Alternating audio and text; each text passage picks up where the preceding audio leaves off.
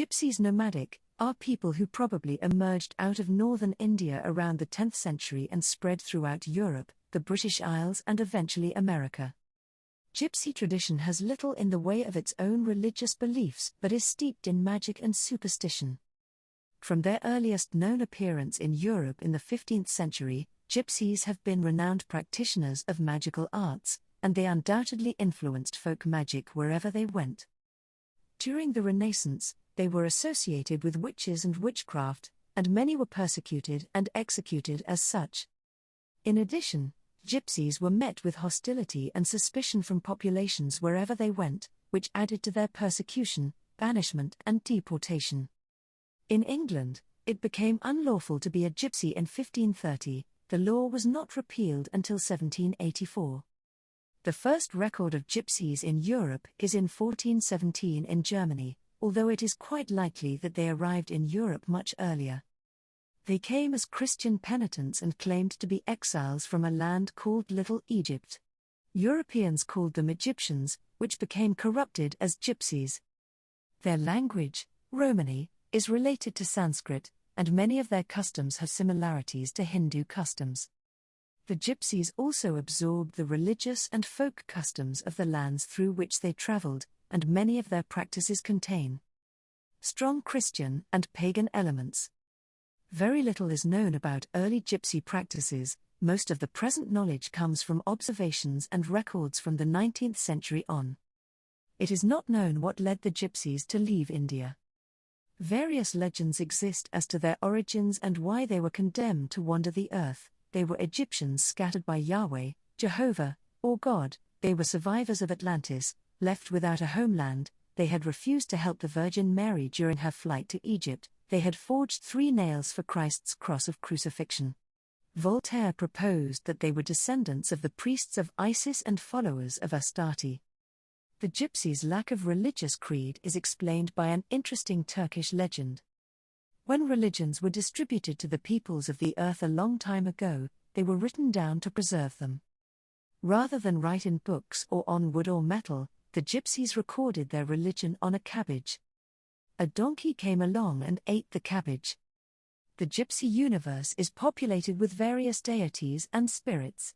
Del is both God and everything which is above the sky, heavens and heavenly bodies. Pharaon is a god said to have once been a great pharaoh in the gypsies' long-lost Little Egypt. Beng is the devil, the source of all evil. Like Christians, gypsies believe the devil is ugly, with a tail and a reptilian appearance, and has the power to shapeshift.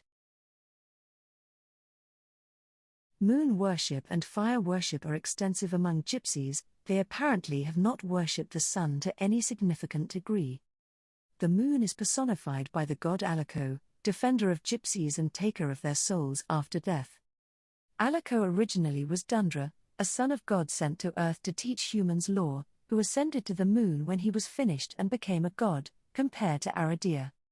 Fire is considered divine, with the ability to heal, protect, preserve health and punish the evil.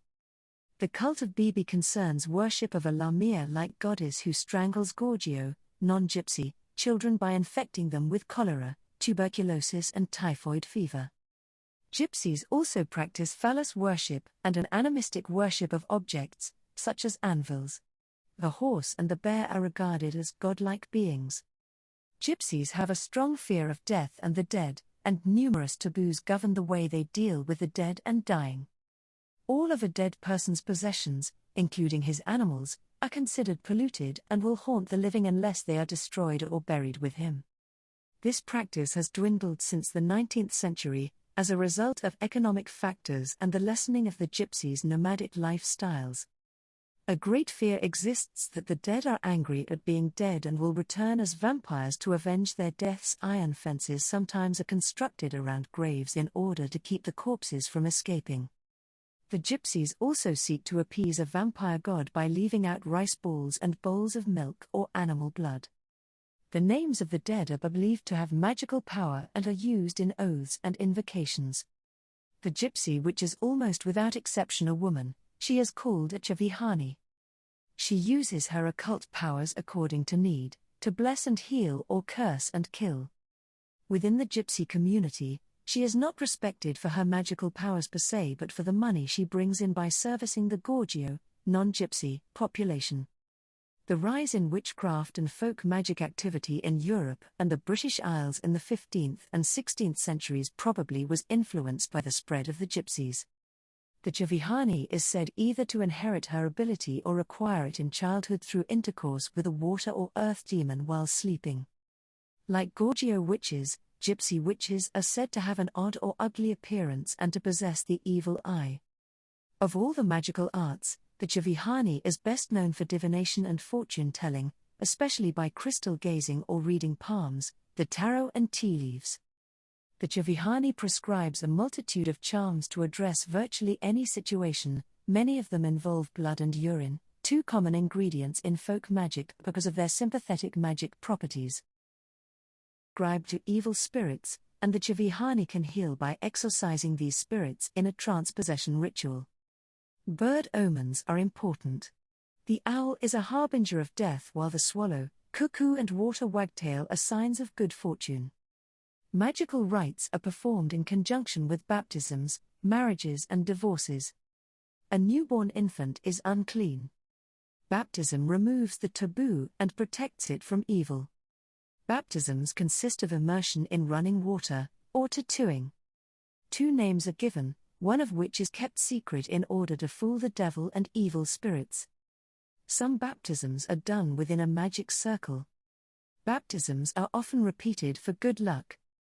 In marriage ceremonies, the newlyweds sometimes step over a broomstick and receive salt, bread and wine. In divorce, the broomstick ritual is reversed. Another divorce ritual calls for sacrificing a horse by stabbing it in the heart and letting it bleed to death.